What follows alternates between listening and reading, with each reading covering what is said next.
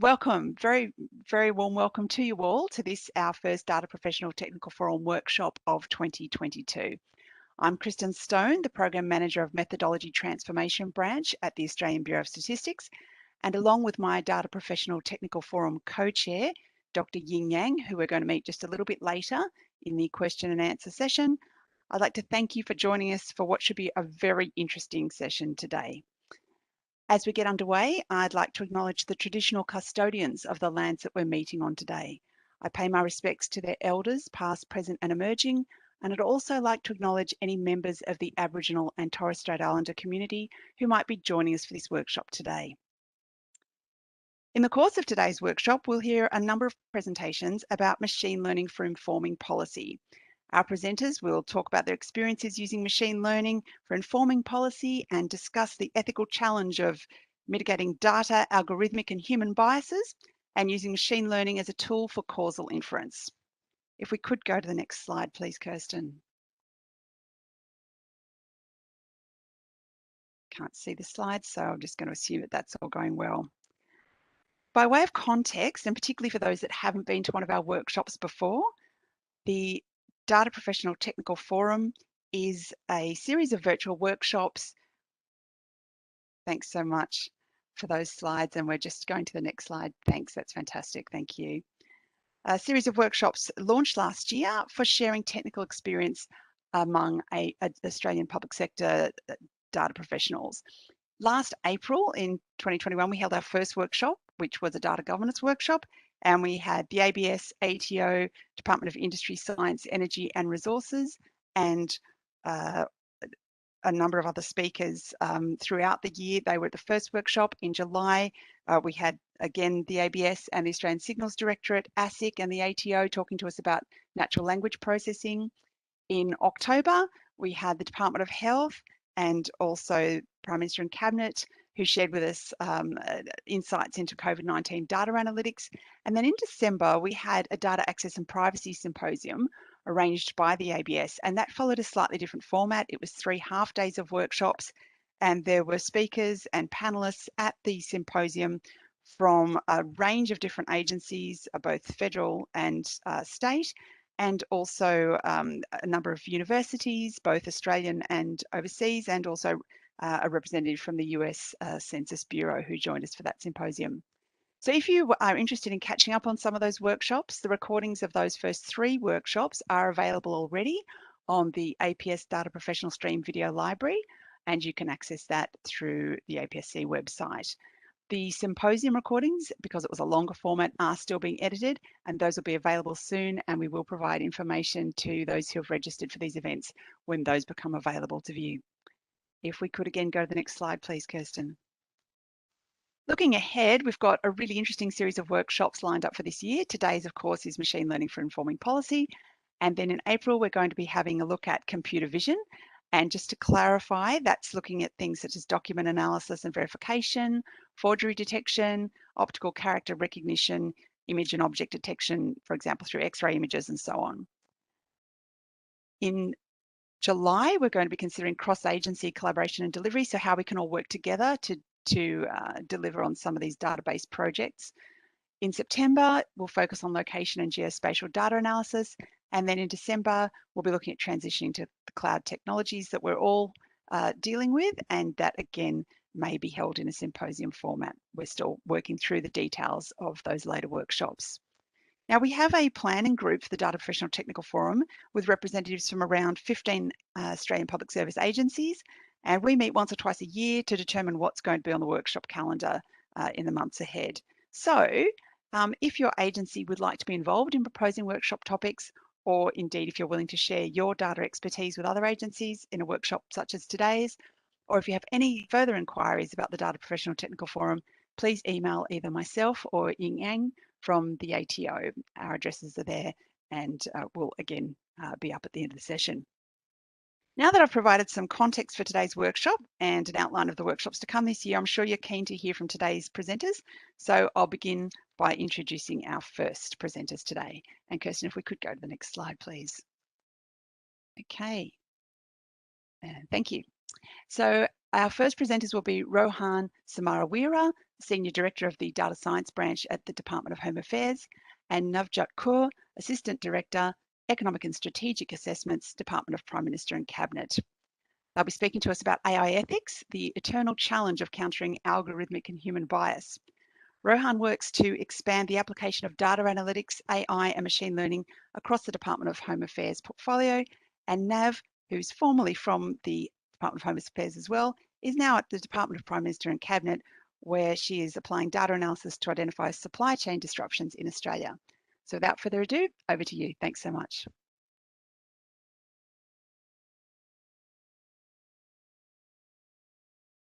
Great. Thanks, Kirsten. I'm just going to share my screen. Just give me one sec.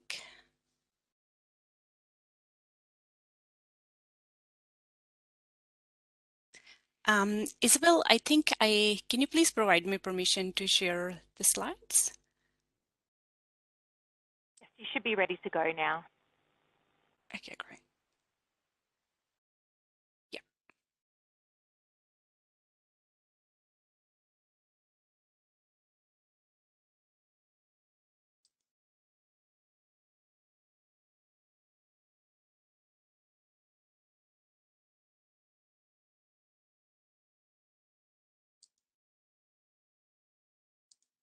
Sorry, this is a bit slow, but almost there.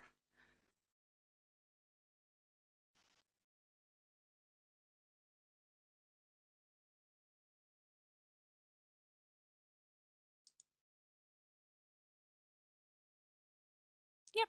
Can you please confirm that you can see my slides? Perfect. Great. Thanks for the introductions, Kirsten, and thank you for the opportunity to present in today's forum. So before we move on to our today's topic, let's start with a riddle. At the end of the riddle, I'll ask you a question and you will get 5 seconds to think about your answer. Pretty much what's the first thing that comes to your mind. You don't have to share your answer, just keep it with yourself and see if you get it right. I'm gonna start now. A man and his son were in a car accident. The man died on the way to the hospital, but the boy was rushed into the surgery. The surgeon said, "I cannot operate, that's my son." So your question is, who is the surgeon? And your time starts now.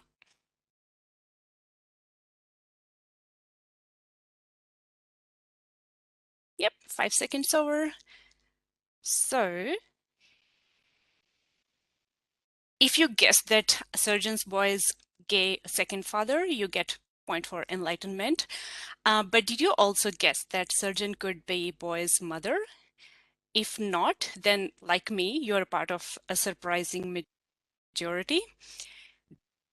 This is our unconscious bias, and this is often wrong, but we should not feel guilty about this.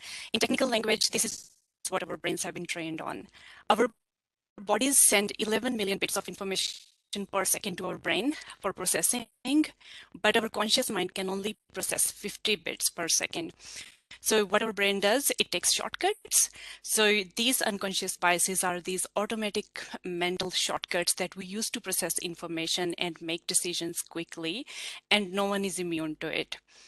This autopilot system have kept our ancestors alive for thousands of years, and these implicit biases still kick in whenever we see someone not like ourselves or who we are not familiar with, and these biases are all around us. So research shows that unconscious bias among teachers about poor reading abilities of boys could make them underperform on academic tests. Common public perception is that men are not warm enough to be suitable to be nurses. So that's the reason men face entry barriers in nursing professions at every step, from education to training due to lack of access to male role models and ongoing support. Research also shows that unconsciously, moms routinely overestimate the crawling ability of their sons and underestimate crawling ability of their daughters. In one study, boys outscored girls in a maths test, but girls outscored boys in the same math test when names from the tests were redacted. And all of the teachers, by the way, were females. Parents of 2-year-old boys ask Google, "Is my child a genius?" twice as many times as parents of a 2-year-old girl. So over the last few years, society has begun to grapple with exactly how much these human biases and prejudices with devastating consequences can find their way through our AI systems. So let's discuss that today. If algorithms are not carefully trained or supervised, they can reinforce social biases and discriminate on the basis of race, gender, age, ethnicity, and other sensitive features, just like humans. There are different kinds of biases that can creep up in machine learning models. So we have just listed the most common ones here. So the first one is sampling bias. You may all be aware. So this is a bias which happens when the training data doesn't accurately represent target population. Next one is prejudice bias. That can happen when data picks up on statistical relationships from underlying training data and introduce those same real-world stereotypes into the results. Next, we have survivorship bias, which occurs when we draw conclusions from an incomplete set of data because that data passed some kind of selection process. Next, we have is correlation fallacy. You may all be aware of confusion between correlation and causation. So correlation fallacy bias occurs when we assume if two events are related, one must have caused the other. Last one we have is confirmation bias, which is our tendency to look for evidence or information that is consistent with our existing beliefs. I will go through one case study today, which will reflect the presence of each of these biases in one or other way. So moving on to that, in early to mid 90s, prosecutors in different states in the US pushed for death penalty as opposed to life imprisonment for defendants in 6 different murder cases. They argued that if they were let free, they might kill again because they were black or Hispanic. This was based on testimonies by psychologists named Walter Guion, um, who told jurors of factors that could make person more likely to be arranged to the society in future. So due to examples similar to the sentences imposed on black or Hispanic men, Nav, I'm so sorry to interrupt you. I think there might be some issues with the bandwidth. May I just ask you to turn your video off and then we'll see if that improves? Rohan, I might ask the same of you too for now. Thank you. That's no problem. I'll just do that.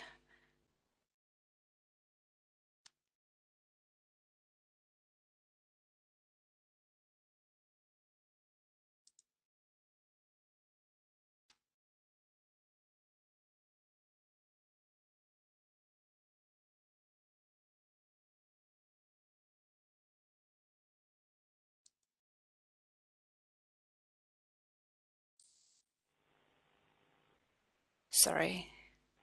It's Hi, Nav. We can't hear you. Sorry.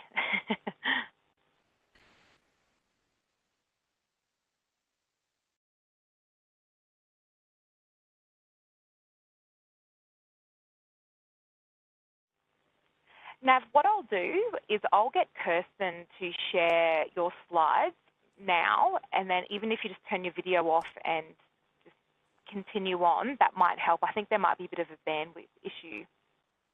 Yep, no problems. I'm just sorry, my computer's just stopped responding. So I'll just stop sharing and get to that.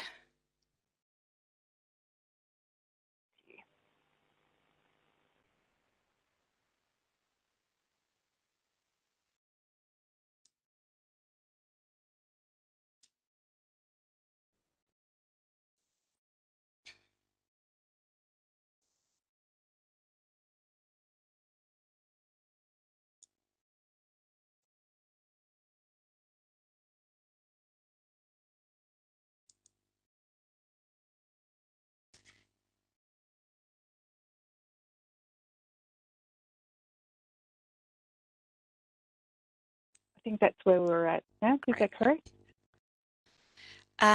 Sorry. I'll just get back it's my laptop's just playing up, so I'm just gonna take just a few seconds to get back to the window.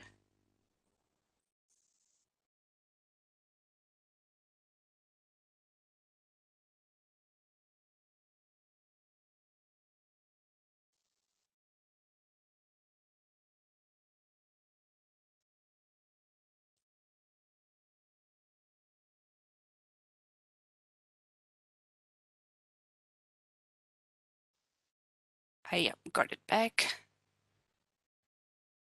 Yes, so I'm just gonna stop my video as well. Yep, so yeah, that's where I was. Can you hear me clearly now? Yes, perfectly. Okay, great. So I'll just start from this slide. Sorry for this, guys. So in early to mid 90s, prosecutors in different states in US, they pushed for death penalty as opposed to life imprisonment for defendants in 6 different murder cases. They argued that if they were let free, they might kill again because they are Black or Hispanic.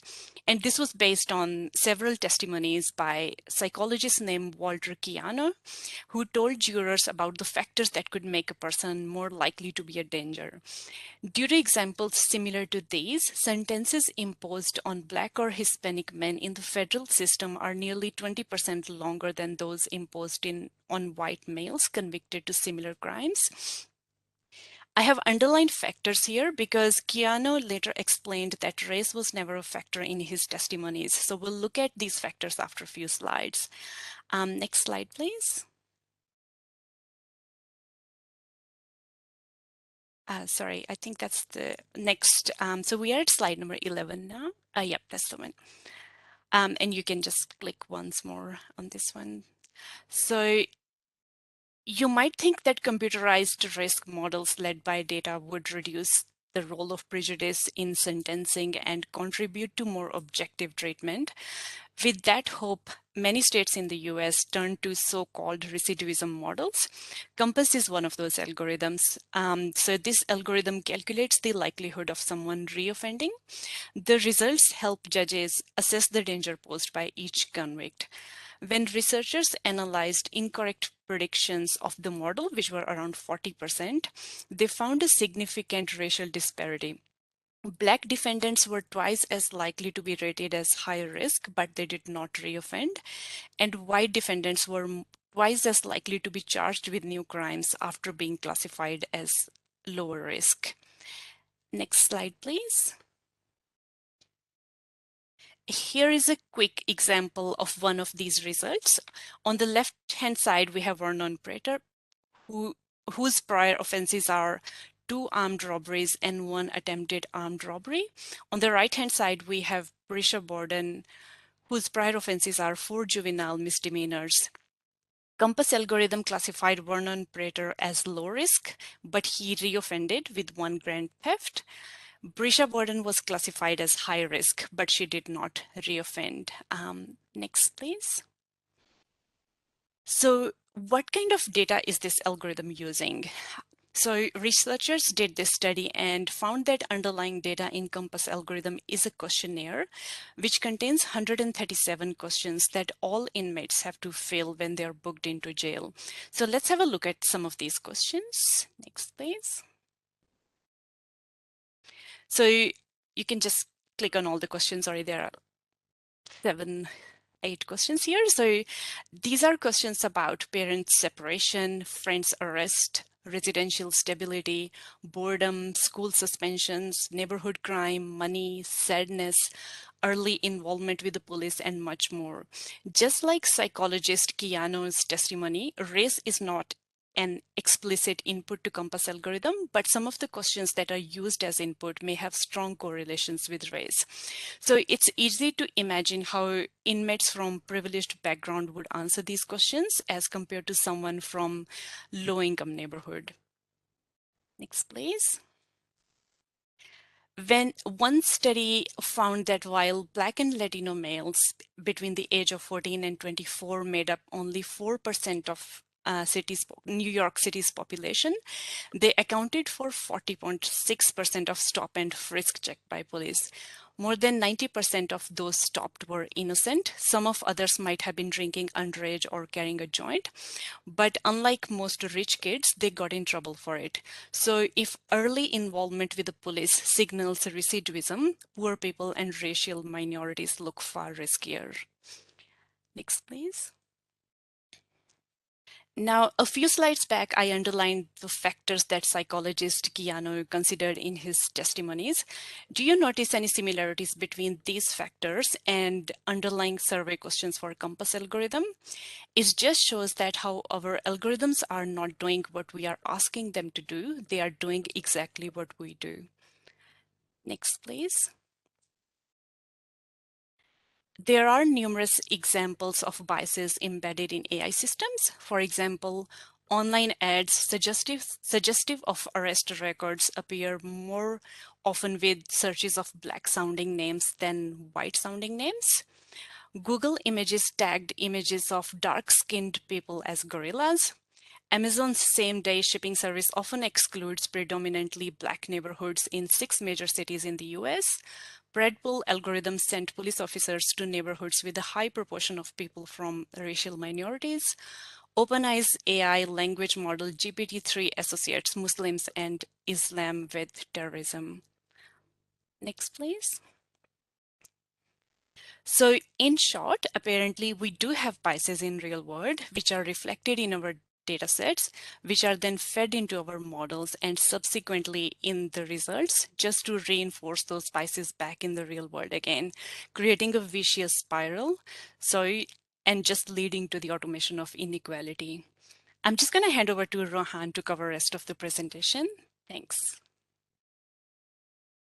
Thank you, Nav. So if we can click on to the next slide. So Nav has given you a bit of a sample to what is a training package that we have at the Department of Home Affairs that she developed and is actually, I think, 1 or 2 days long. So thank you very much to Nav. So now she's given you an idea of bias and of the implications, particularly in the artificial intelligence and machine learning domain. The question for us is, what do we actually do about it? What practices and methods do we employ to enable greater visibility of the potential risks hidden within our data? And how do we bolster the accountability within our analytics solutions? Next slide, please. So one promising idea that we've adopted from the research community is the idea of the data sheet. Or data catalog.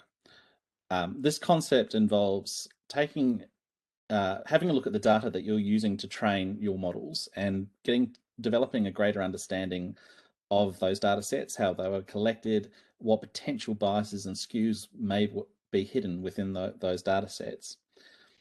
It requires an analysis of those data sets. And you can liken it to being like an ingredient list for a recipe or perhaps a component list for a piece of machinery. A good mechanic can tell you that this year, you might own a particular car or model, and a good mechanic might be even able to tell you which years to look for because he or she knows those components better than, or knows which of those components were included for that particular year's model. And we need to develop that an understanding of our own algorithms and everything that goes into our own analytic capabilities and be able to communicate and document those to uplift our accountability. So this requires us to develop a better understanding of the provenance of our data and ensure that there is adequate documentation that doesn't underpin our capabilities. Next slide, please. With regards to the benefits of the data catalog, well, they can help us improve our awareness of the data characteristics and limitations.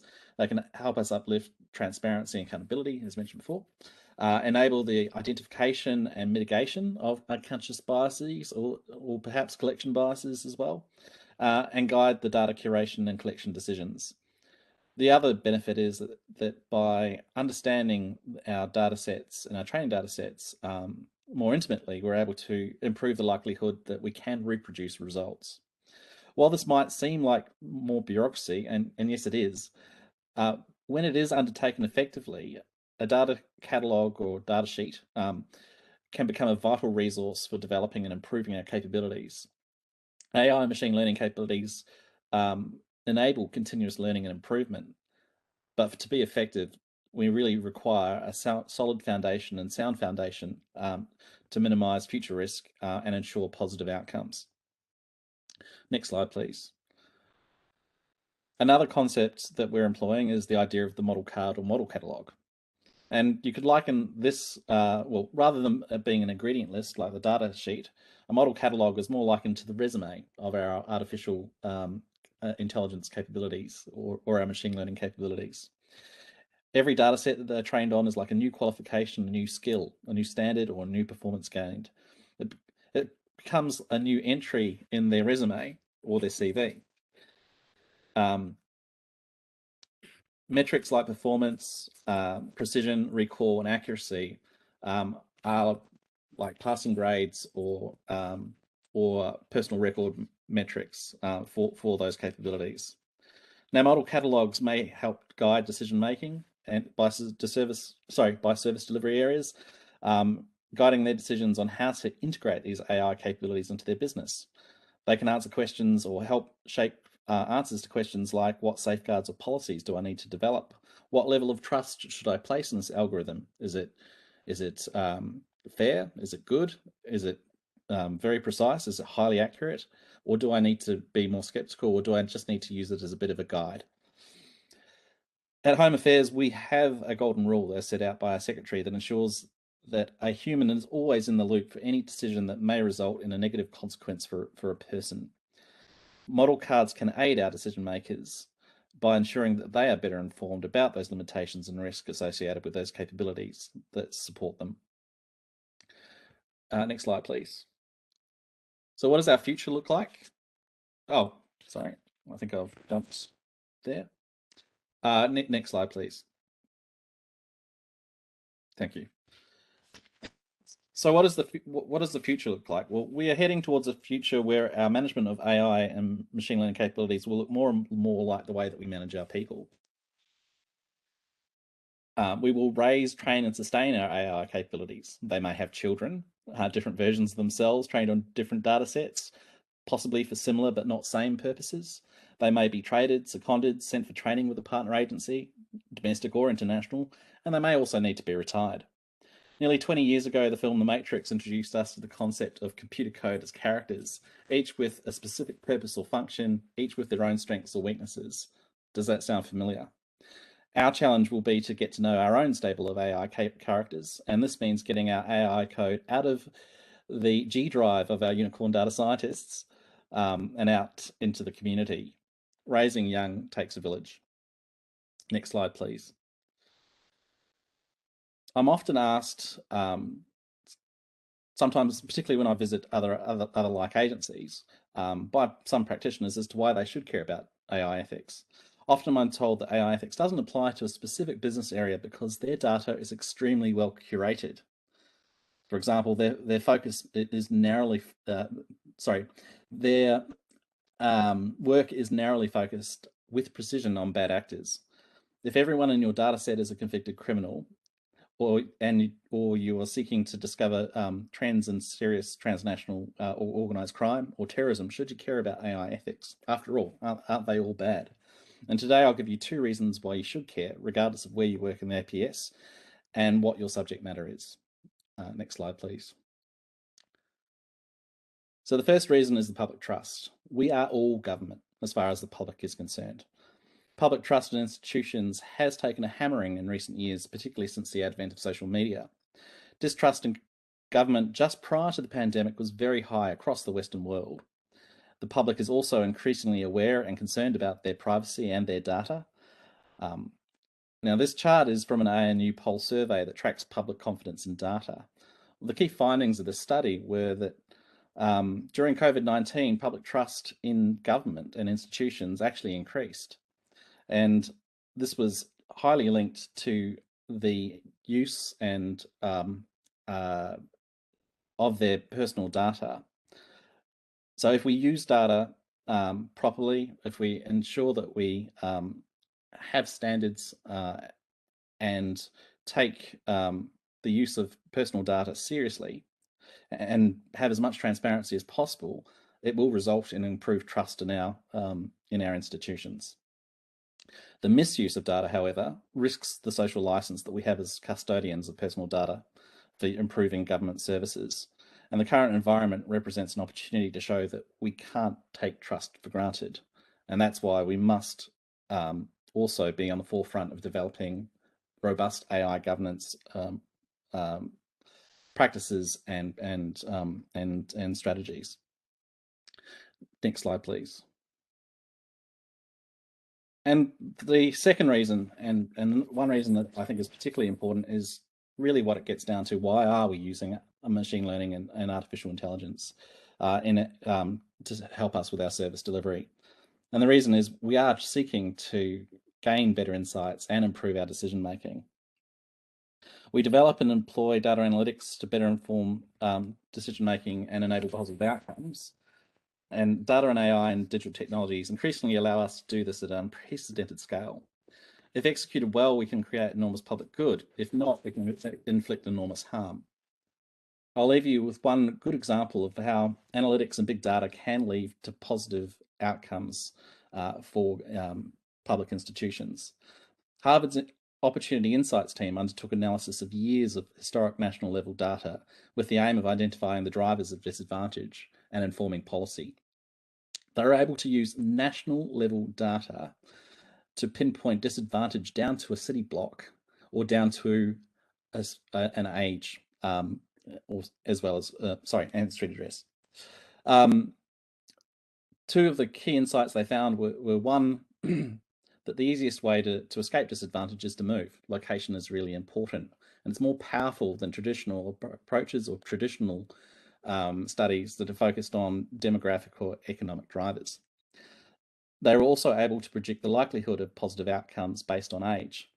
If you look at the graph on the right, the age at which a child moves from a disadvantaged area to a advantaged area directly correlates with positive outcomes later in life, but in this case, particularly with income that they'll earn by the age of 24. The data also shows that the earlier you intervene, the more positive outcomes are likely, but they also point out that any move will result in a positive outcome. So the impact of this analysis, and I guess the key thing to understand here is the researchers were able to focus on new ideas and take a more objective approach to their analysis, and that has resulted in quite unique and outcomes or insights that have not been adequately articulated before, but that can also be used to create positive outcomes. Previous approaches to alleviate policy and disadvantage have focused on large-scale investments of resources to improve schools, to create employment. But this takes time and money, and creating employment is extremely difficult and is often beyond the capability of national government institutions, or in the US case, city councils. But moving one family at a time, even just across the street, is highly achievable. So better insights, improved decision-making, and more positive change. These are all very good reasons for us to up our game when it comes to developing governance for our AI and machine learning models. Thank you. Thanks so much, Rohan and Nav. Very interesting presentation. Now, for all of those who are watching and have questions for Rohan and Nav, please put your questions in the chat as we go, and we'll get to the Q&A session at the end. So welcome now to our next speaker. Our next speaker is one of my colleagues from the Australian Bureau of Statistics, Sean Buttsworth. He's a senior methodologist in our Methodologies Futures section. And Sean is going to be talking to us today about machine learning for mitigating biases in administrative statistics. Sean has been working to apply machine learning methods in the ABS context, utilising his previous experience across the methodology division in survey sampling, time series, data linking, and small area estimation. And so over to you, Sean, and I'm hoping that you can turn your camera on for us for the presentation, and Kirsten will continue to share the slides. Thanks. Hey, thanks, Kristen, and good morning to everyone. Yeah, there's the slides. Yes, so I'm going to talk about, as Kristen said, using machine learning for mitigating biases in admin statistics. So next slide, please. Yeah. So this is my outline. Read that pretty easily. A second to do that. On to the next slide. Thank you. So I've started there with the ABS's purpose statement. To inform Australia's important decisions by delivering relevant, trusted and objective data, statistics and insights. So it's not just statistics anymore, but that's what I'm going to be talking about particularly today, but also insights and microdata access. Our purpose in providing all of these is to inform decisions, especially government policy. Now, it used to be that the ABS was something like a factory for producing statistics from the census and surveys. But increasingly, we're looking to make greater use of admin and other big data sets. This emphasis can be seen in our most recent corporate plan, but also in the fact that last year we released an ABS data strategy. And that strategy is a framework to help us make better use of the considerable admin data assets that we have at the ABS, but in a way that respects privacy and uses data ethically. I work in the methodology futures section of the ABS, which is part of methodology division. There's about 120 of us in the division. And you can see from my slide here the sort of things that we do in my section, and they revolve around the use of admin data, particularly in conjunction with survey data. And we believe that machine learning and machine learning methods are going to be important in this space, and more generally for the ABS. Next slide, please. So there are many ways that we can use administrative data. For example, linking de-identified persons or businesses together from various data sets to provide a much richer data set for modeling and analysis. And the MADAP and BLADE data sets at the ABS are two good examples of those. Admin data can also be used to improve sampling design and estimation using traditional survey methods. But what I'm going to talk about today, though, is a more direct use of admin data to derive statistics, and an approach we've been working on to account for some of the biases. It's worth considering why we want to produce statistics from admin data in the first place. And the first thing there is it's often large, so it can be in terms of the number of data items or variables, but particularly I'm thinking in terms of the size, the number of records. And that size can enable much more detailed statistics than we could get just from surveys. Admin data can also be relatively cheap. It's not free, but it might certainly be cheaper than some other ways of doing things where we collect information ourselves. And that's important because the cost of direct collections is continuing to rise, and internationally response rates are trending downwards in surveys. Admin data can also be more frequent and more timely than direct collection. It's not always the case, but sometimes, often those things are true. And using admin data for statistics can enable us to reduce respondent burden, which is becoming an increasingly important thing for us. And lastly there, admin data is available to the ABS for approved purposes. So as the National Statistical Agency and an accredited integrating authority, we've received quite a number of different data sets from a number of different sources. And some notable examples of admin-derived statistics that we already produce are counts of building approvals, and secondly, weekly payroll jobs and wages index, and that's derived from the ATO's single-touch payroll data that's provided to the ABS. Next slide, please. But it's not all beer and skittles when it comes to using admin data. It's not designed for statistical purposes, and because of that, the statistics derived from it may suffer from various problems. So representation biases, certain parts of the population being underrepresented or not covered. And we could think of that as missingness of entire records in the population. There may also be partial missingness in a record that leads to bias. Another type of representation bias might be due to the admin data set being out of date. There can also be measurement biases, so the concepts recorded in the admin data may not be quite the same concepts that we wish to measure. Then, of course, there's all the data quality issues that may exist with admin data. So there could be out-of-date addresses, typos, or data put in the wrong columns. There could be a long list. Finally, there may not be a guarantee that the provider will be willing or able to keep providing the administrative data to us. Definitely. Next slide, please.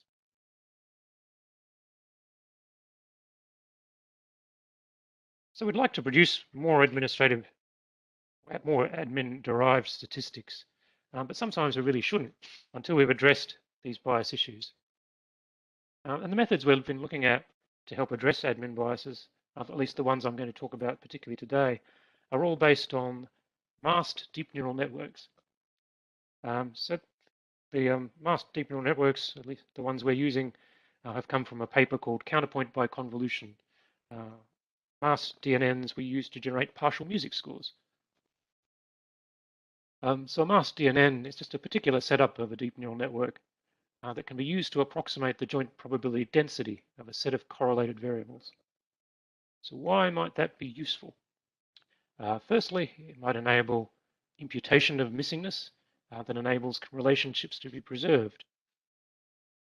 Secondly, and sort of following on from that, if we have a simple type of missingness, so missingness at random, then that might be sufficient bias repair to make the statistics derived from that admin data usable. And thirdly, these masked DNNs might also enable us to repair bias that's of a missing, not at random nature, particularly if a probability survey accompanies that admin data. And the admin statistics that I'm sort of focusing on really are detailed level statistics rather than movements. Next slide, please.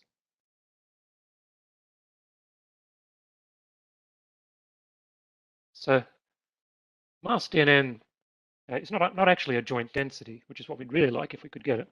It's rather used to approximate a joint density via a set of conditional densities. And we've called that a structure summary.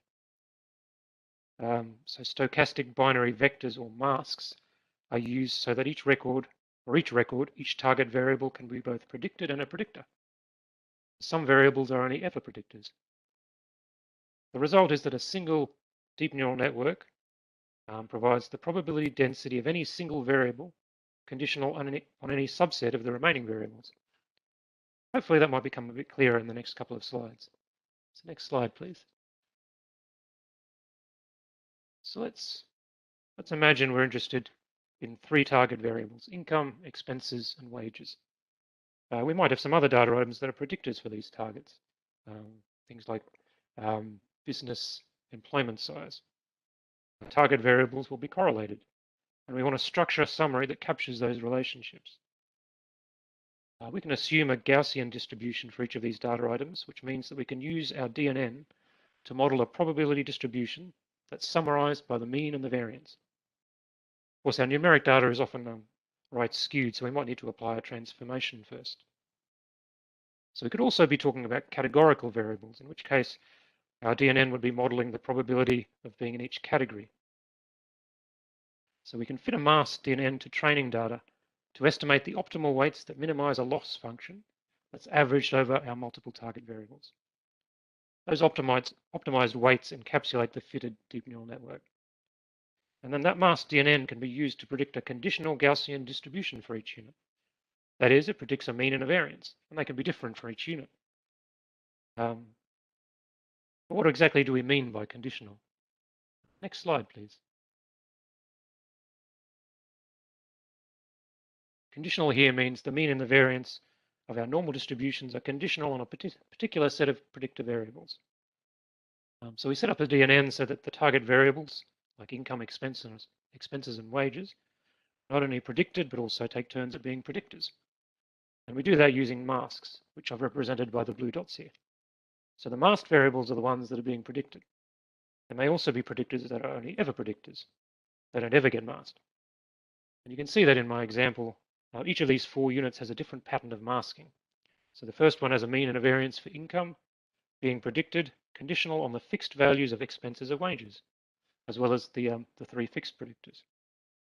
For the third unit, the mean and variance for expenses is predicted, conditional on income and wages being fixed. And the last unit has all 3 targets being predicted. You can't see it here, but when we do the training of the masked DNN, each unit will get multiple random masking patterns. So the great thing about the masked DNN is that when it's fitted based on training data, we have the whole set of conditional probability distributions estimated and just sort of sitting there ready to be used in imputation. Next slide, please. So having obtained this masked DNN, or the structure summary, that's the fitted masked DNN, we can then use it to impute multiple target variables for each unit. We don't have an actual joint density, so we can't just do multivariate imputation directly. Instead, we use the set of conditional densities provided by the masked DNN in an iterative way. And the method we use to do this goes by various names, but we've called it annealed-Gibbs sampling. And in essence, imputed values generated from modeled conditional densities in earlier iterations of a sequence become fixed values to help predict densities and generate imputes for other data items in later iterations. And the result is a multivariate impute that captures the multivariate relationships. And if you like, you can repeat that process to capture the data uncertainty. Next slide, please. So a masked DNN can, with the help of this Gibbs sampling algorithm, be used to produce coherent multivariate imputes, which can be applied for prediction of either full or partial missingness. So the idea is quite similar to the well-known multiple imputation via chained equations, or MICE algorithm. Now, if we have admin data that has full or partial missingness that can be considered missing at random, then we could apply this method to fill those gaps and derive statistics. That's I guess, a simple bias repair, and that's the easy case. But it won't always be appropriate to assume missing at random mechanisms. So if our admin data suffers from missing not at random, and we're in the happy situation of having a probability sample that collects conceptually similar data items, then it makes intuitive sense that we might be able to use the representative survey data to remove those biases, or at least to mitigate them. So a motivating example is the business income tax data and the economic activity survey. So business income tax data is provided to the APS by the ATO, and it has a rich set of business characteristics. And while we do use the bit data, for example, it's part of the linked BLADE dataset, there's the potential to use it more. Now, the bit data has a time lag between the reference year and when the data is provided to the ABS. It's something like 12 to 18 months. Now, if we want to derive current year statistics from the bit, there'll be representation biases due to the time lag, but also due to undercoverage. The ABS conducts an economic activity survey, and that's an annual sample of about 20,000 businesses. And that collects many of the same data items measured in the bit. It will be unbiased. So we can use methods based on these masked DNNs to adjust the bit data towards the EASE survey data. The question is how? Firstly, in collaboration with our friends from the Centre for Data Science at QUT. So we've been collaborating together with them on this part of the work. So we in Methodology Division have had an idea about a way to do this, and QUT have also had a sort of similar but different idea about how we could do it, which I'll talk about in a minute. But it's worth noting that no unit level linkage between the survey and the admin data is required in this method. Next slide, please. So what's the idea here? So basically we fit a structure summary, so that masked DNN, to the large but biased admin data. So that's represented by that sort of, what's that, orangey looking person who's looking a bit wonky. And he's looking a bit wonky because he's biased. We fit another structure summary to the survey data, the small but representative smaller survey data. And he's the green little fella, and he's unbiased, so he's standing up nice and straight and tall. We then compare those structure summaries and adjust the admin data towards the survey data. More precisely, we impute coherent administrative data values that are consistent with being generated from the survey data, the survey structure summary, but making sure we minimize the overall changes to the original data values, the original admin data values. And by doing that, we hope to mitigate biases without introducing too much uncertainty by use of the survey data. Next slide, please.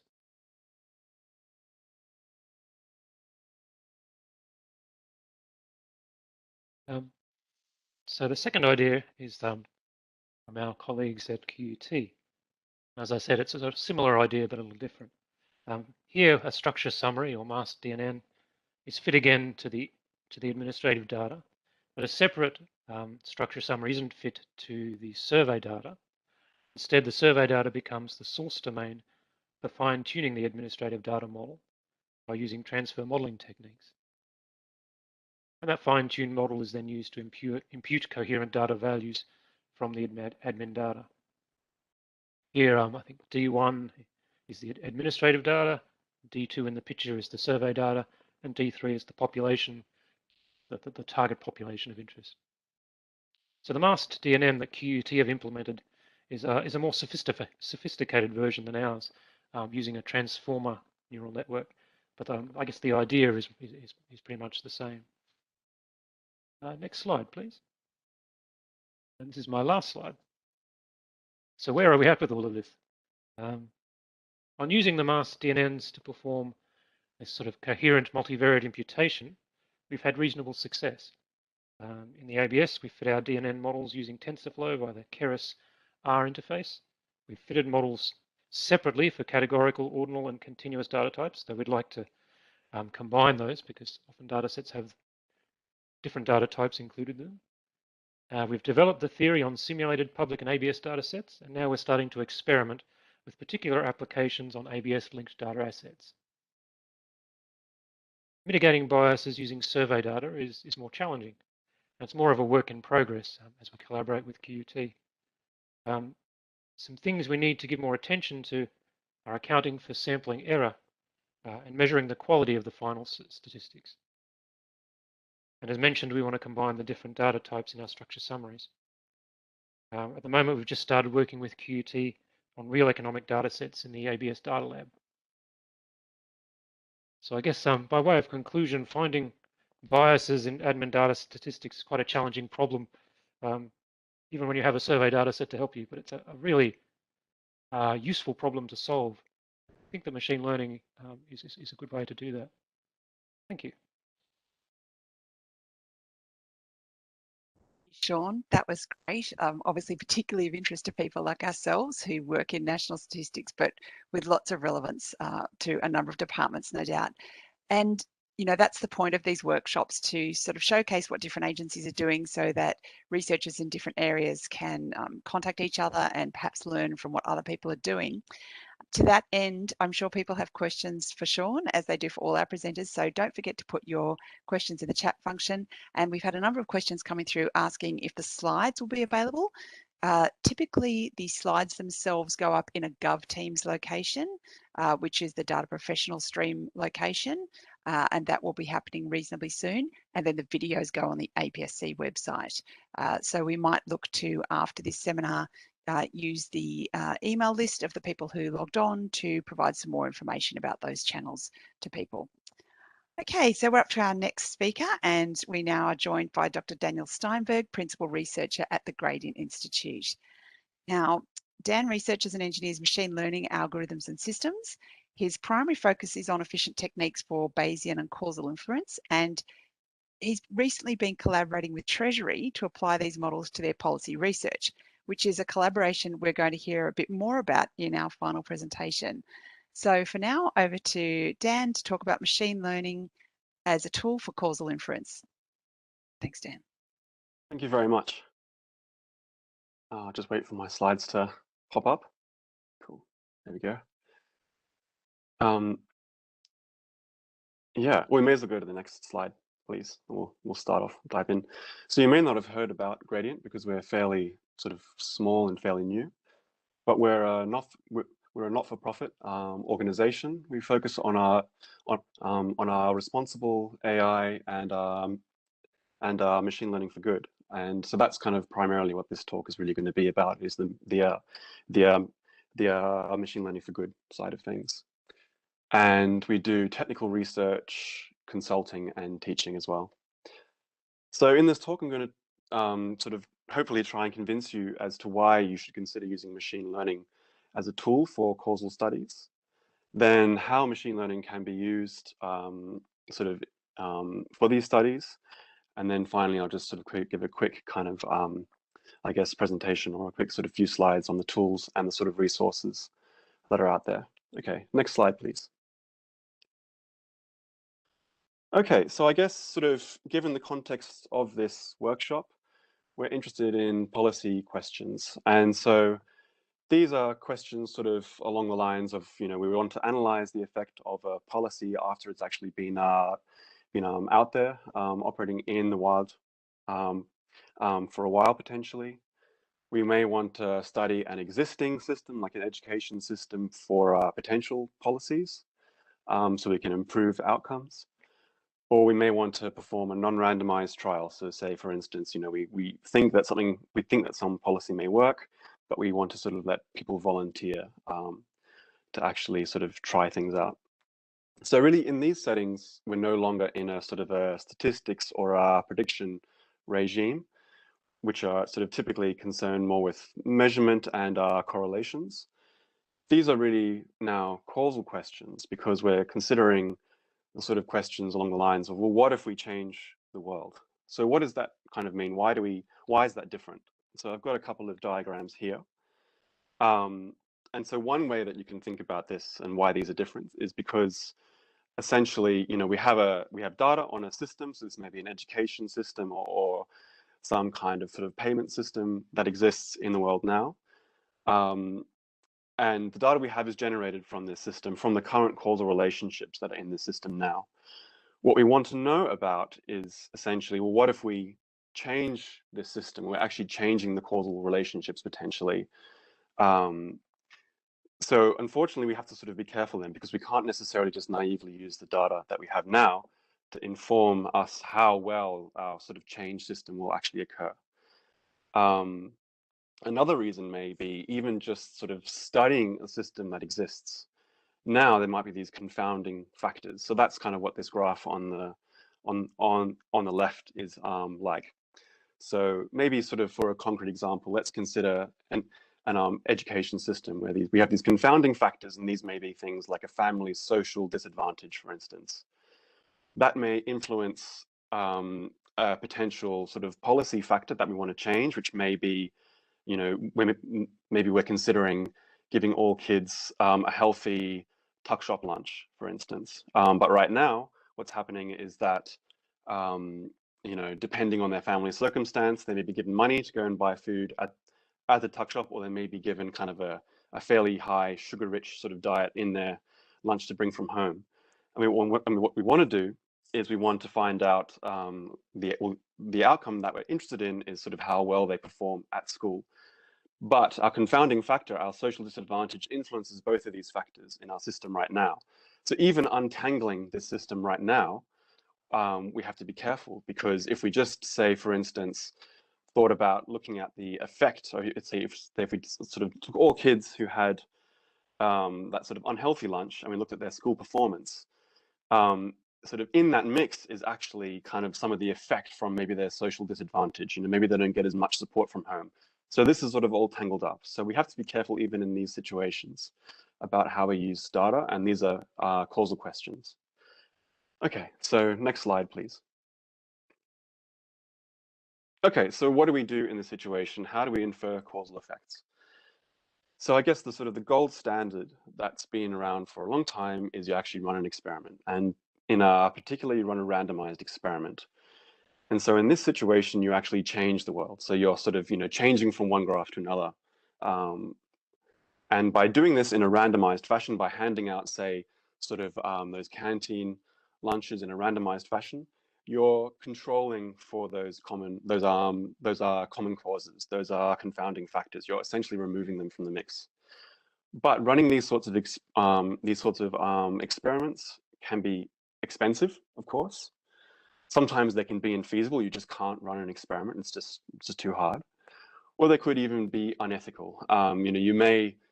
So I guess a good example of that is smoking. You can't necessarily make people smoke. You can't assign them randomly sort of a cigarette to smoke for 20 years in order to ascertain whether or not smoking kind of causes cancer or not. So that's something you just cannot do. So experimentation in these situations is out. The other main approach is actually modeling. And so in this situation, you create models where you effectively kind of simulate the world. And then you can intervene on these models to see what your interventions or your policy would do. But in order for this to work, you have to capture all of these confounding factors, these kind of common causes, and you have to model the world accurately, or at least sort of as accurately as is feasible.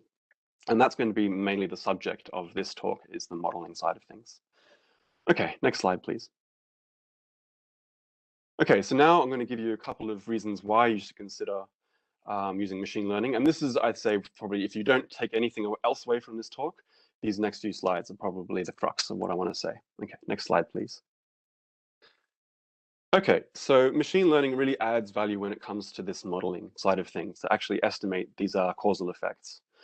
But I'm not saying throw out stats and all of the kind of good stuff that we know from stats already. We need to keep all of the formal stat theory and all of the assumptions that have been established. So what we're really kind of, I guess, arguing for here now is this hybrid approach where we're using machine learning models, but we keep all of that sort of formal statistical theory. And I guess for the rest of this talk, you can assume that a machine learning model has a high number of model parameters compared to the amount of data, whereas a statistical model has sort of a lower number of parameters. So of course, for those of you who know, there's a sort of a danger of sort of overfitting in the machine learning regime, but there are sort of techniques to mitigate that. Okay, next slide, please. Okay, so the first place where machine learning kind of really helps is with modeling complex relationships. So sort of as I mentioned before, we kind of typically only really care about the treatment outcome relationship. So does changing lunches affect school performance? But in order to do this, we have to model every relationship that's in this system accurately. And these are called nuisance relationships because we don't really care about them. They're not the sort of the question that we want to ask, but we have to model them because if we don't model them correctly, we can bias our estimate of this treatment effect. And often these things, they're really annoying. They can be high dimensional. There can be lots of factors.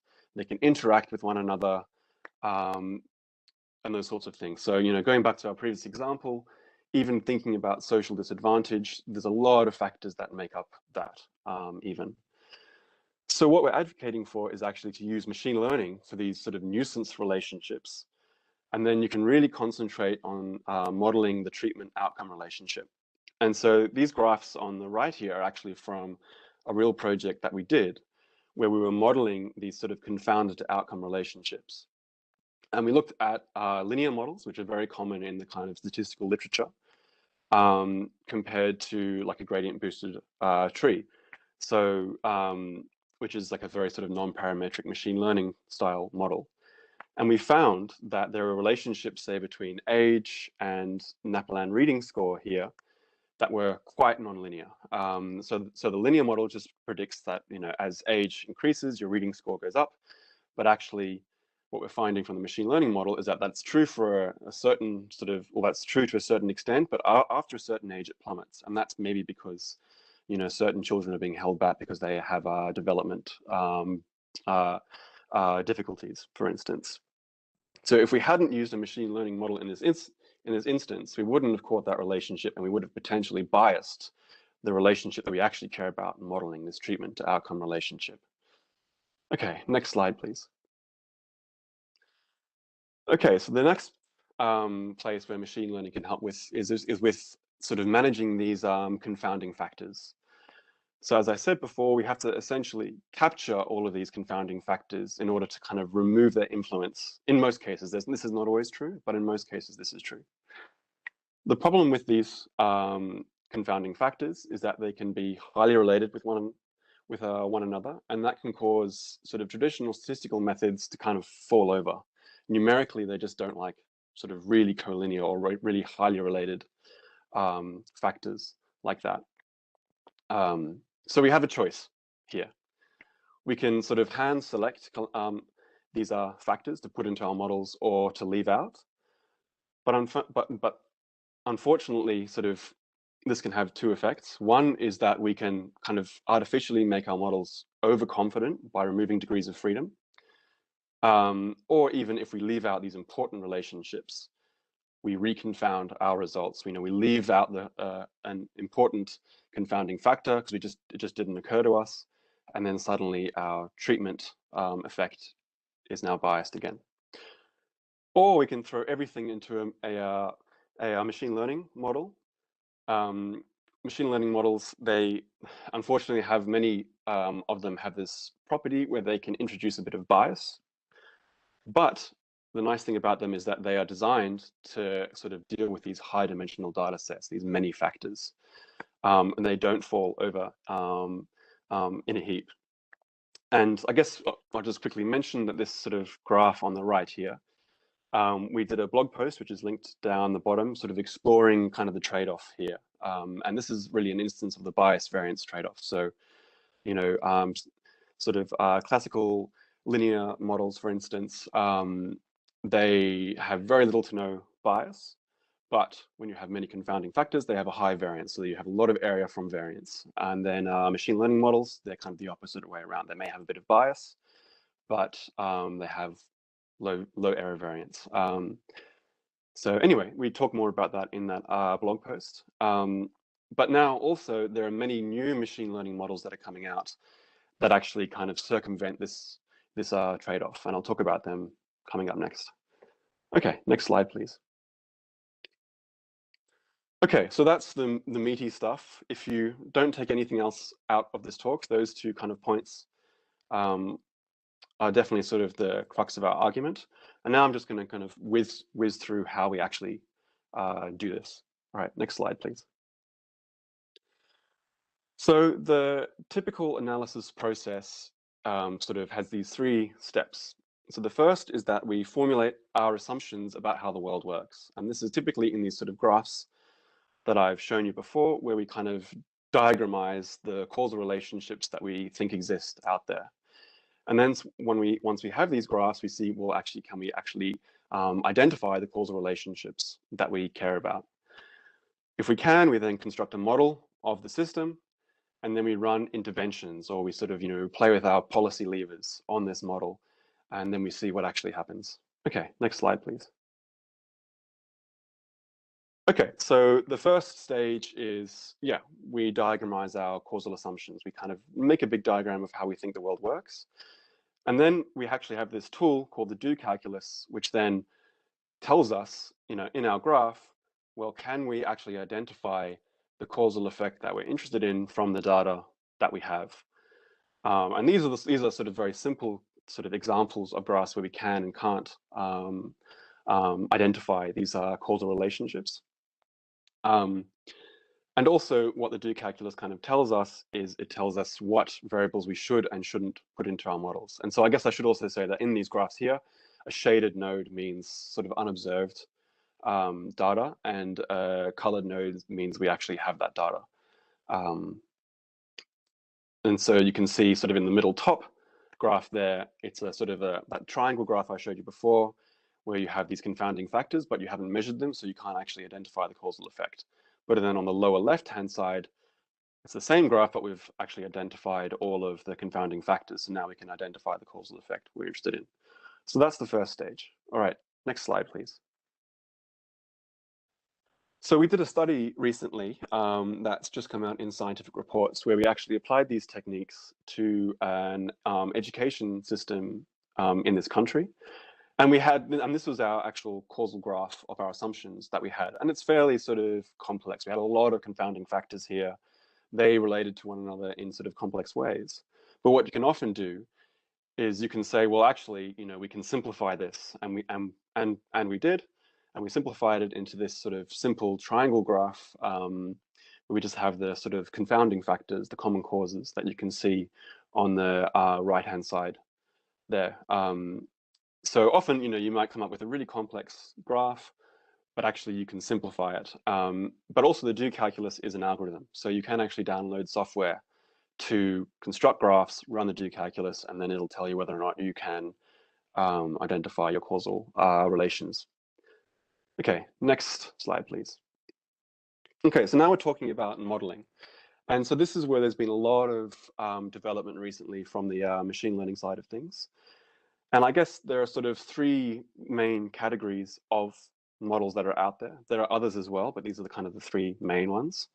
There's the direct regression approaches, where very simple, all you do is you sort of you get all the model, you get all the data that you think should go into a model, you put it into a regression model, or maybe two, depending on what your treatment variable looks like. And then you just sort of use that model as your simulation. It's a very simple process. It works pretty well, but it can, as I sort of mentioned before, this approach can suffer from some bias. But again, it's sort of you have like this bias variance trade-off here. Then the next class is the sort of DR learners, or doubly robust learners. Oh, sorry, yeah. And then, so these are very similar to the idea of doubly robust estimation in stats, where you kind of you train two models. One a model that sort of tries to predict what your treatment outcome will be from your confounding factors, from your common causes, and then another model that tries to predict essentially your outcomes using your treatment and your confounding factors. And then you kind of use both of these models. You use the first model to essentially kind of weight the predictions of the second model. And the nice thing about this is that if you get one of those models sort of slightly wrong, the other one will hopefully catch you. So you're sort of robust in a sense. But the problem with these sort of learners is that they can sometimes they actually can increase your variance of your errors sometimes. And they typically only work for kind of categorical treatments. And so the next class are these R learners, or these double machine learning models. So what these try to do is they try to separate the effect of the treatment from the confounders, and then, well, at least they try to separate the effect of the confounding variables on the treatment and on the outcomes. And then what you can do is, once you've separated out those effects, you essentially are left with a sort of, you can just model directly this treatment effect, and you can sort of spend a bit of time modeling that relationship closely. And these are nice in that they sort of have these fast convergence guarantees, fine-grained modeling control, but maybe they're a bit less robust than the DR learners. Okay, next slide, please. Okay, so finally we're in this intervention phase now, where we can essentially use our models to simulate what happens when we intervene on the real world, essentially. And so in stats, typically what we look at here for this intervention is we just look at regression coefficients, and then we have t-tests or confidence in intervals associated with these to see if these relationships are actually significant. With machine learning, we can do the same thing. Also, what we can do, we have sort of more options open to us.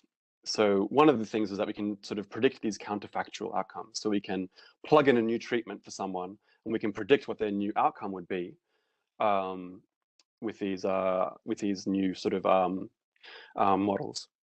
And then the way that you report these effects, because they can sometimes be nonlinear, is that you can actually sort of sweep through using these partial dependence plots.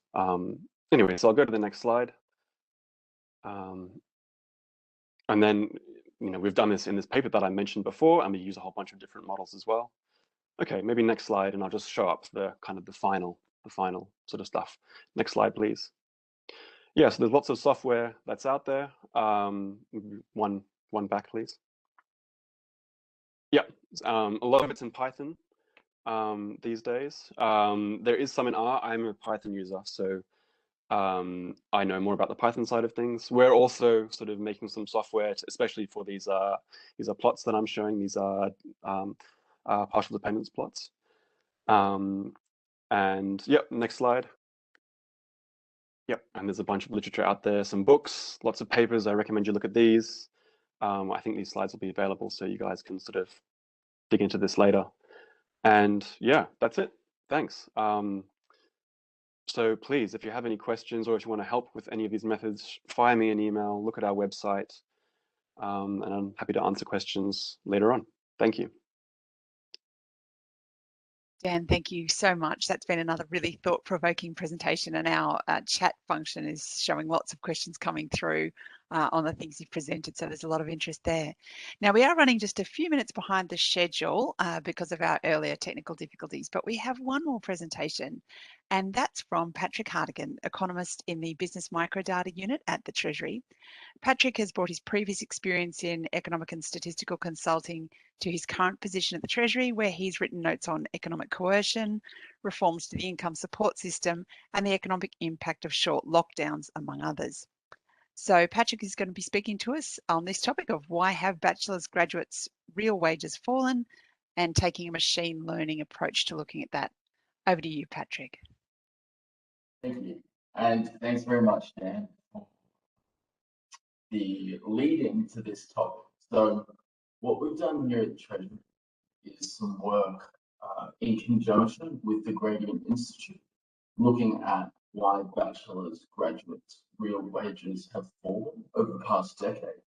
And the point I want to get across in this presentation is that this is an example of the type of policy analysis that we're now able to do with, firstly, the data assets that we have in the Treasury, but secondly as well, these new machine learning techniques. And of course, all the results that I'll be showing today are preliminary and they could potentially change. So what's the context for this work? It's the very simple and worrying fact that over the past decade, bachelor's graduates have seen their real wages fall. In the chart on the left, we have real wages for graduates in 2009 in light purple across the first 5 years of their career versus graduates for graduates from bachelor's degrees in 2013 across the first 5 years of their career. And you can see that every point across their careers, they're earning less. If we want to investigate this question, though, we need to ensure that we're comparing like with like. We need to ensure that graduates at the end of this period are comparable to graduates at the start. And this is made more difficult by the fact that this time period covers the Commonwealth Government's introduction of demand-driven bachelor degree funding. As a result of this policy being introduced, and this of course is a commentary on the goals of the policy or the success of the policy. This is just an empirical difficulty that we face. But as a result of this policy being introduced, graduates at the end of the decade look different to graduates at the start of the decade in ways that may affect the wages. So for example, up here we have the percentage of graduates with an ATAR at or below 60 for both graduates from the top 10 universities and all 10 universities. So the challenge that we then face, if we want to understand why real wages have fallen, is that we need to adjust wages to account for this change in graduates' characteristics. Let me, though, formalize this a little bit. And I'm pleased that Dan's gone before me because he's introduced us to directed graphs.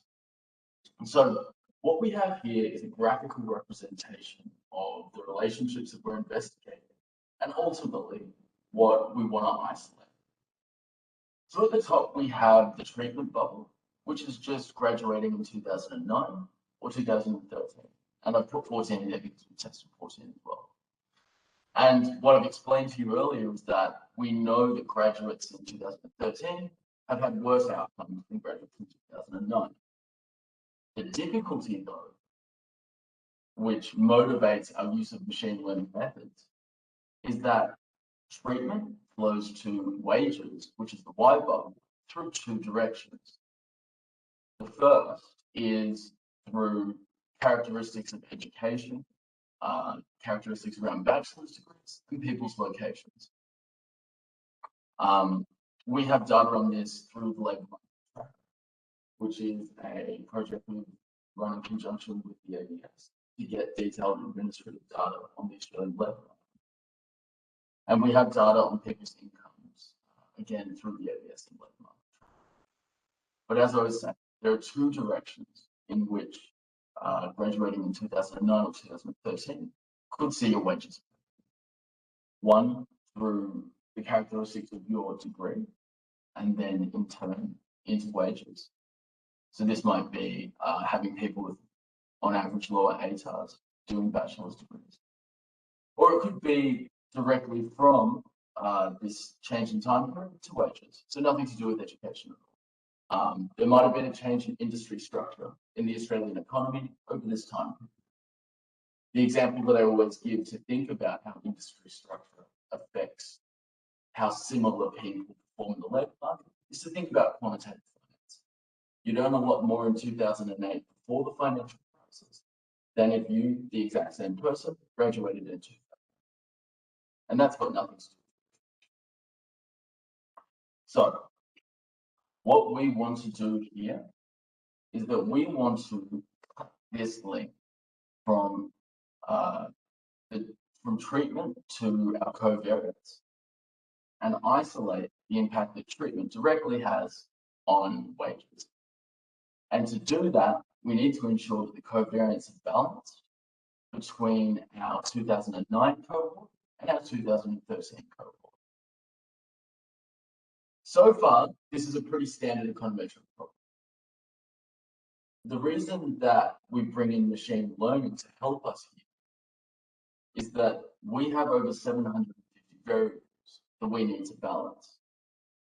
And as Dan was saying earlier, this is where machine learning really shines, because classic econometrics breaks down in such high dimensions. And there are two reasons why it breaks down. The first is that with 750 variables, we can't fully specify a regression model that has every possible relationship. That would have tens of billions of predictors in it. Why don't we then, you say, just focus on what we think is? Well, I think that's a quite deep sort of philosophical question, but we want to move away from imposing our assumptions on our models before we even estimate. Because who knows, we might just be finding what we're expecting to find. We might just be telling the stories that we want to tell, and they might not be the important stories. Treasury just released a working paper called Searching Under the Lamppost, or New Discoveries or something. And this is in that spirit. We're aiming for new discoveries, we're not trying to search under the lamppost. So, classic nearest neighbor matching breaks down in these many dimensions, and it also doesn't really work for subgroup analysis, which is how we're going to put policy color, derive policy recommendations from what our models say. Fortunately, there are machine learning approaches, in particular causal forests, which Dan mentioned before, and are a doubly robust way of estimating treatment effects, or how T affects Y. And I'm going to run through quickly some of the results we have here. I know we need to leave time for questions, but I want to show you the project from its inception all the way through to policy recommendations we've come up with. So what we have here is a comparison between our estimates of how T affects Y after controlling for X. And these are our blue error bars, and this is our average treatment effects, versus just the unconditional change in Y. These orange squares are just the percentage differences between these two lines. And the key point that I want you to take away from this chart is that we see that after controlling for X, that is removing how the reforms affected the cohort of students and changed the cohort of students, the average treatment effect is pretty much equal, or as close to equal, just the unconditional change. What does this mean? This means that the real fall in wages that we've seen for bachelor's graduates is not a story of compositional change in graduates. It's not that bachelor's graduates are on average less well prepared or less clever or less productive. It's other factors outside of the education system.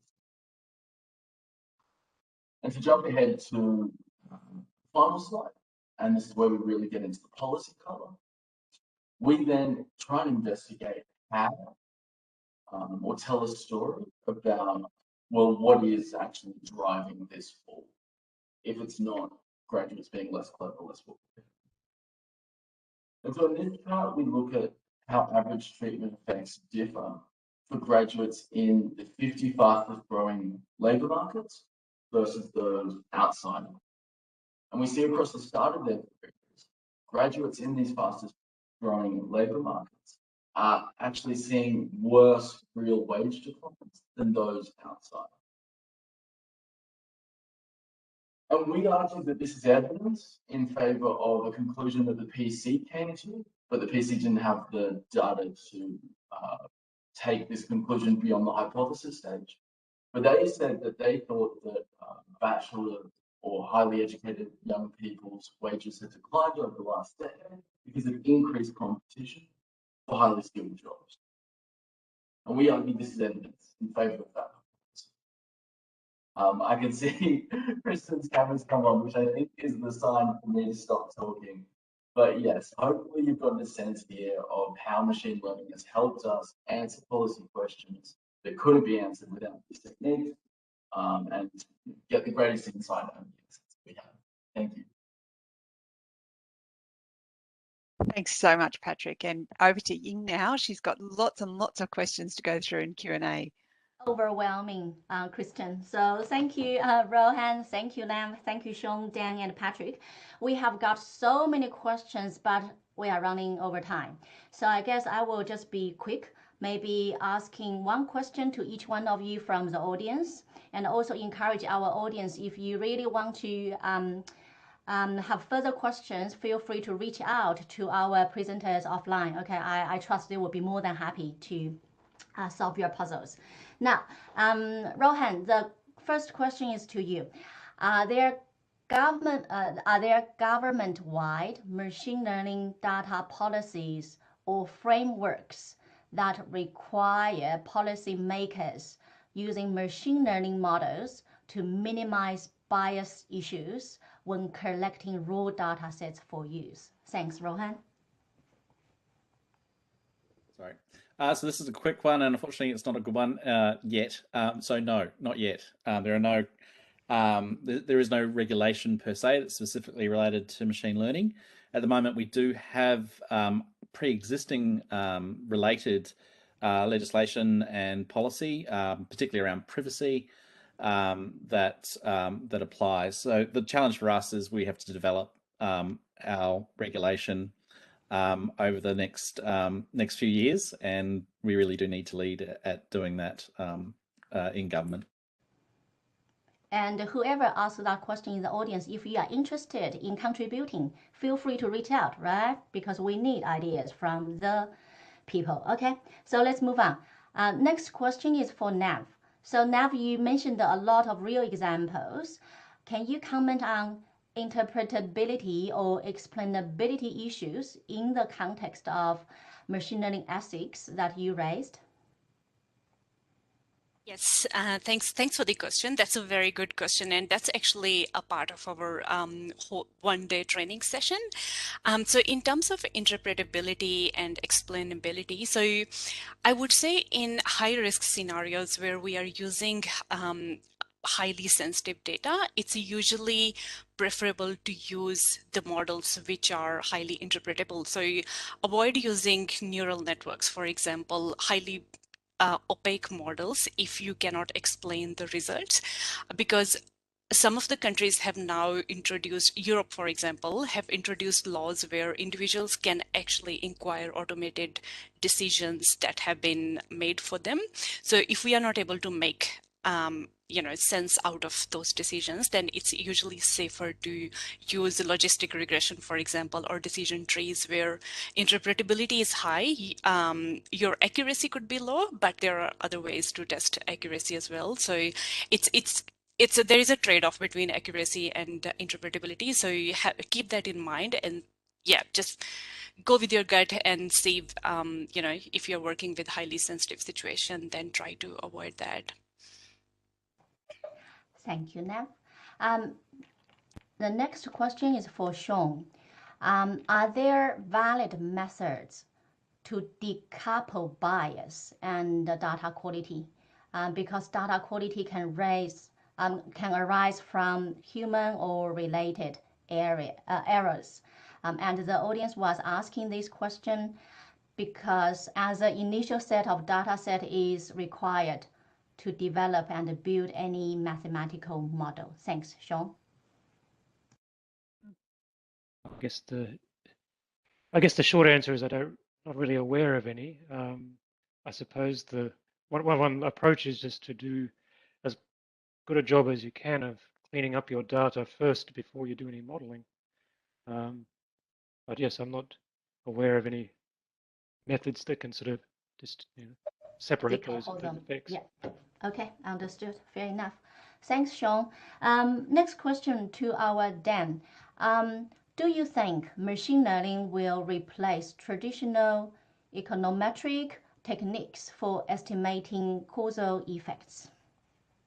Good question. No, I don't think it will. I think it's going to augment the traditional techniques. And I guess, as I said before, it depends on how much you know about the system you're modeling and the relationships within that system.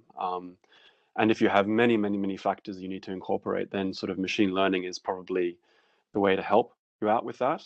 But if it's a fairly sort of simple system, or it's a fairly low dimensional problem, you don't have that many factors, you really know how everything works, then econometrics is probably your best bet. But yeah, I mean, it doesn't have to be one or the other as well. You could sort of use machine learning for parts of the modeling and econometrics for the other parts. So it doesn't have to be either or necessarily. Yeah. Thanks, Dan. The last one goes to Patrick. So different states might offer different starting salaries to graduates with the same qualifications. Can we measure this? Is the starting salary a function of the overall economy in a particular location at a particular time? That's for you, Patrick. Yeah, so I think there are two questions here. For different states offering different starting salaries, we include people's location in the model, and we get this data from the ATO. And so we're matching as well on people's location. Matching being a sort of analogous term that's easiest to understand. For the question of, well, is this just what the period of time, is this just what happened in the period of time that you cover? Can you say that there's any sort of underlying relationship here? We've repeated all our results using 2014 as the comparison year, as opposed to 2013. And we get very similar outcomes. So it's not just about the difference between the 2009 and 2013 as time. Okay, thanks, Patrick. That's it, Kristen. So also, again, I trust that our presenters will be more than happy to take questions offline. So please feel free to reach out if you have more questions. So, Kristen, that's all from us. Back to you. Thanks so much, Ying. And thank you to everyone again who joined us today and for the excellent questions.